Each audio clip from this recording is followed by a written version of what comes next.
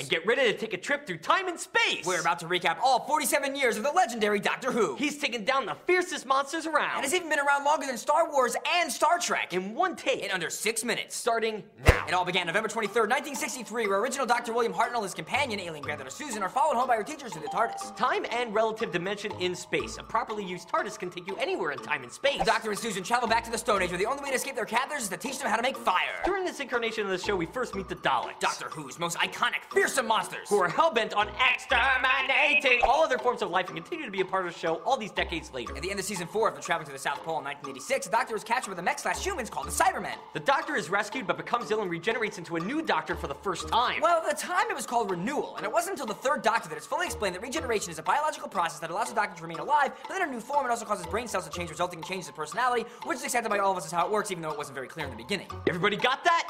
Good! So now it's 1966, and we have the second Doctor, Patrick Troughton, who is much more youthful and full of energy. He also is the first Doctor to have his face appear in the opening credits. The second Doctor's run came to an end when he was captured by others from his race. He's referred to as a Time Lord for the first time, where we find out he's been a renegade, breaking Time Lord law by interfering with people's lives. The Doctor won't accept it. He believes the power must be used to help others. He is sentenced harshly, forced to regenerate into the third Doctor against his will, and sent to exile. When and where? In 20th century Earth? Duh! It's now the 70s, the show is now in color, and our new Doctor reflects the times. Crazy clothes and action-packed. If James Bond and Austin Powers had a Time Lord baby, the result would be John Pertwee's portrayal of our new Doctor. Between the tech gadgets and martial arts, he becomes an advisor on protecting the planet against aliens for the unit. Unified Intelligence Task Force. And season 10 ends with Joe's marriage, which leads to Doctor number 3's final season with his new companion, Sarah Jane Smith, who is so popular she even got her own spin-off show. But we're talking Doctor Who. Who is blasted with heavy radiation, dies, and once again begins to regenerate. Bring on the fourth Doctor. Doc number 4, Tom Baker, played the part almost as long as his trademark scarf, 7 years. The Doctor and his kick-ass robotic dog K9 saved the world from a multitude of problems, from the world being held for nuclear ransom to facing the Loch Ness Monster. In his final season, he is forced to work together with long-standing fellow Time Lord enemy, the Master. Together they save the world, but the Master turns on him. The Doctor defeats Master but falls badly, and you know what that means. Regeneration time! Peter Davison and Doctor number 5 and the Fine Brothers are both born during this run. Our favorite kind of human, but not quite, Cybermen, also make their return after 7 years. After 3 seasons, the Doctor and companion Perry are poisoned. The Doc is able to fight off regeneration long enough to save Perry, but not himself, which means, once again, you guessed it, regeneration time! Doctor number 6 wears the most ridiculously mismatched, brightly colored coat. It made the long scarf look like a tuxedo. At the end of this Doctor's run, he once again defeats the Master and is cleared of all charges by the Time Lord. The TARDIS crashes from an attack by Time Lady Ronnie, causing the Doctor to regenerate for the 6th time. The 7th Doctor runs into a Dalek who he taunts until he hashtag self-destructs. On the Cheetah planet, which is about to be destroyed, he once again squares off against the Master. Damn, that guy won't leave him alone, even after 18 years! Our hero escapes, where the Master is left seemingly to die, and thus ended new episodes of Doctor Who until the mid-90s. Fast forward to 1996 with Doctor number 7 and number 8 in a TV movie. Number 7 gets gunned down by a gang in Chinatown when stepping out of the TARDIS, which leads him to regenerate into Doctor number 8, and trying once again to stop the Master, who attempts to take the Doctor's regeneration ability for himself. The Doctor stops the Master and seemingly kills him again, and the Doctor heads back to the TARDIS for a new adventure. Let's bend time and space and head to the 21st century! It's 2005, and the new Doctor and his companion Rose head to the year 5 billion, World War II, and more! In the end, Rose absorbs the energy of the time vortex to destroy the Daleks, and the Doctor saves her by taking the energy into himself, causing his death. Death?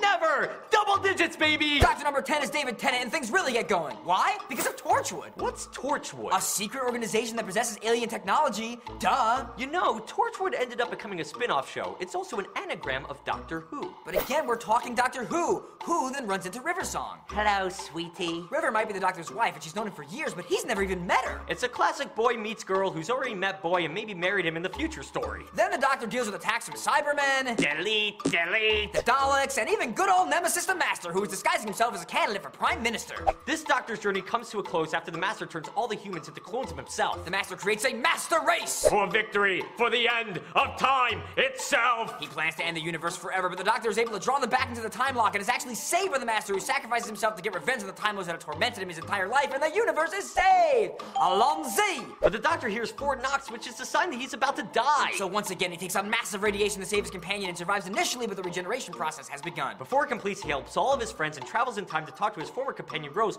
prior to when she will meet him as the 9th Doctor. He told her she'll have a really great year, which many consider to mean he loved her. Back in the TARDIS, he utters his last words, "I don't want to go," and fully regenerates into the 11th Doctor, but the TARDIS is crashing down to Earth! Geronimo! We're almost done! Welcome Matt Smith, the current Doctor. He wears a bow tie because bow ties are cool. Duh. The TARDIS crashes outside the home of a little girl named Amy Pond in 1996. Amy helps a new doctor and he promises to fix the TARDIS and be back in 5 minutes. And Amy waits for him for 14 years. The Doctor, Amy, and her fiancé Rory head out in the TARDIS and with a little help from River Song save everyone from Daleks, really scary alien statue chicks, and even from the destruction of all time and space. It gets even more awkward when Rory's entire existence is right from history and Amy ends up locked up in a box called the Pandorica for 2,000 years. Yep, things look pretty bleak until the Doctor just goes ahead and triggers a second Big Bang, completely recreating the universe. That'll usually fix most things. Then Amy and Rory get married and end up together! And the Doctor and the happy couple all go zipping back through time and space and save a spaceship full of people from crashing into a planet full of flying sharks by teaching an old guy the true meaning of Christmas.